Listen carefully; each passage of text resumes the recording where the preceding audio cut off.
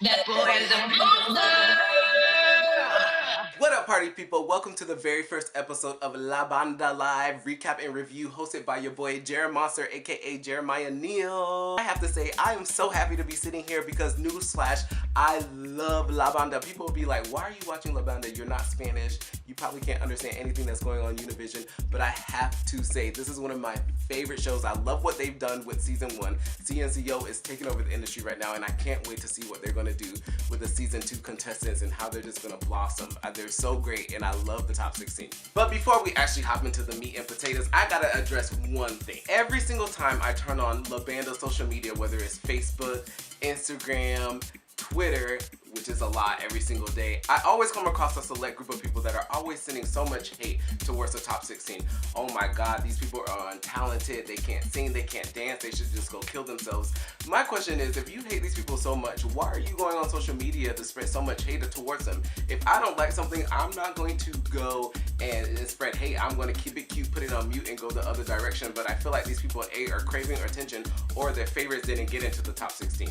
But my thing is, just because my favorites didn't get into the top 16 doesn't mean that I need to be upset about it. Hey, they didn't pass Gabriel, they didn't pass Alec Latore, they didn't pass Heidi Mar, they didn't pass a lot of people that I think should have been in the top 16, but I'm not going to go be mean about it. I'm going to support the top 16 because that's what their dream is. They want to be on the show. They want to give you guys all the good performances they can. So it's important for us to support, not bash. So send some love to the top 16. Speaking of the top 16, they opened the show. The boys and the girls performed a co-ed duet type of medley thing. It was kind of cute. I was kind of expecting a little bit more from them, but it was like they were kind of nervous. It's the first live shows of the season, and you know, I think the first people that actually started it were Fabian, Chris, Vonnie, all of those are my favorite contestants, and I think they opened up with a very, very strong group. But towards the end, I was just like, So I was kind of worried because some of my favorites, like Edward and Brian, they don't really know how to dance just yet.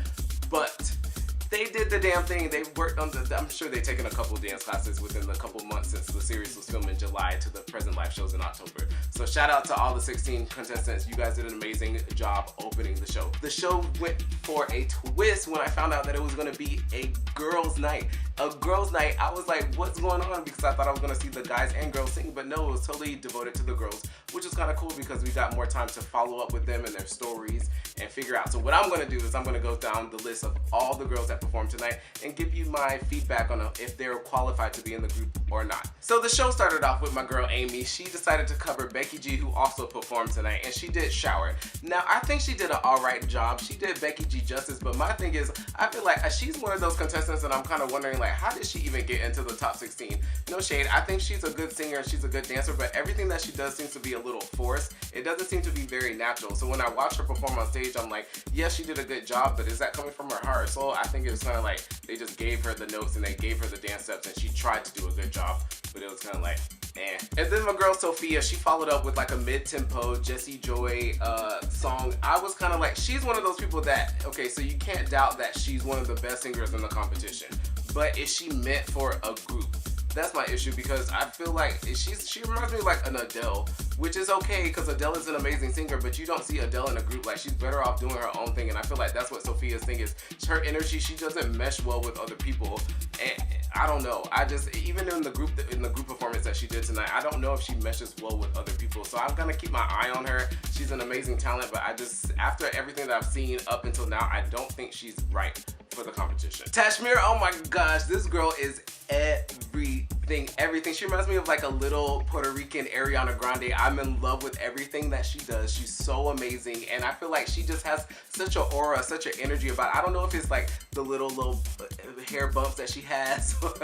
I can't explain it. It's just something about this girl. It just makes me want to watch her. I don't know if she's gonna end up in the final band, but I can guarantee you this girl is a star, and she's gonna be everywhere when you see her in the future. I'm in love with her, and I think she held her own tonight. She sang, she danced, she had energy. All the judges loved her, so she's definitely the one to watch. And then Veronica came out of nowhere, and to be honest, Veronica was one of those girls that I'd never paid attention to the whole competition up until now, but boy, did she make me open my eyes. I was kind of confused. I was like, where's all this sex appeal and all this craziness coming from? She killed the choreography, she killed the singing, but the one thing that got me was the homegirl can rap. She's a rapper, which kind of puts Danelli because I only thought Denelli was the only one that could rap in the competition, but she busted out with the rap verse, so I was like, oh, okay, Veronica, I see you.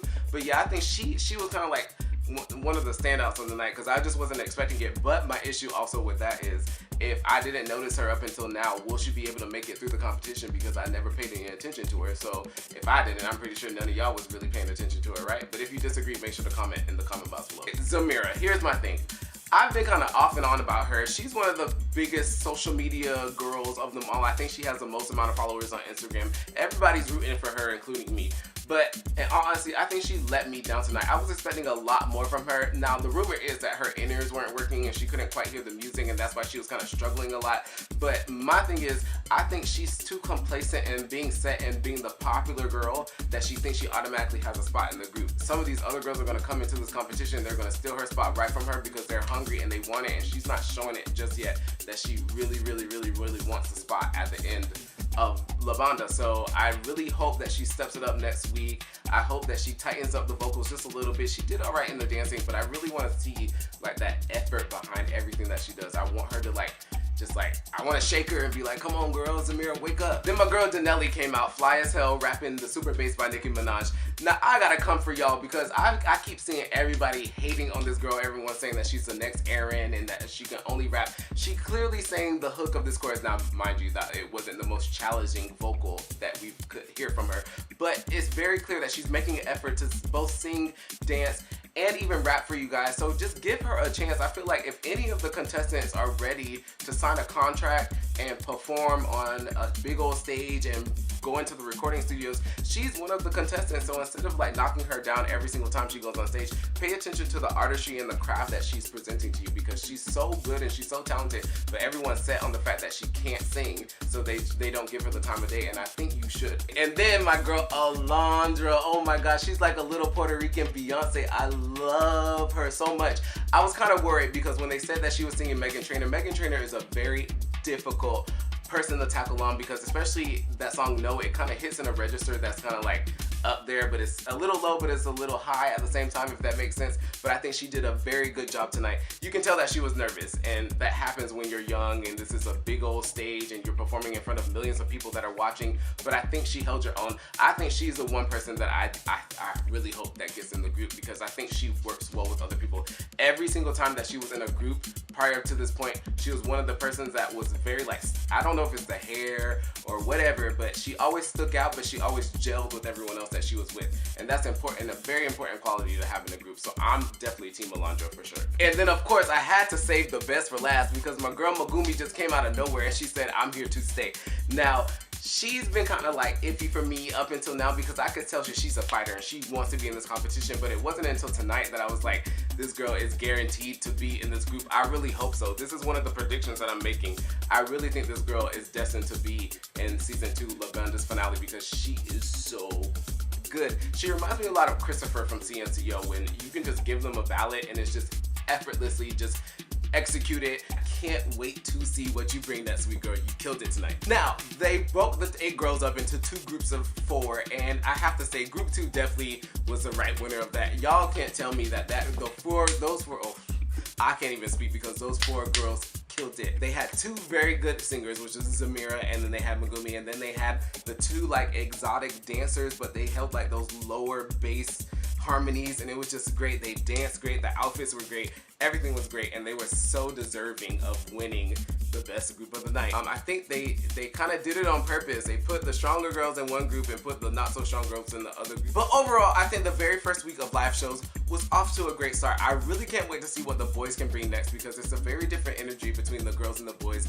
but I think it's going to be a very good show next week. The boys are about to bring it next week, and I really hope that they don't slack off like some of these girls did. So I want this to be as interactive as possible. If I mention anything about your favorite or your least favorite, or if you agree or disagree with me, make sure to comment in the comment box below. If you like anything that I said, make sure to share this video, help it go to every single La Banda fan that exists in the world, and it's gonna be lit every single Sunday night. Y'all gonna hang with me and we're gonna talk about these live shows. I'm so excited. Team La Banda.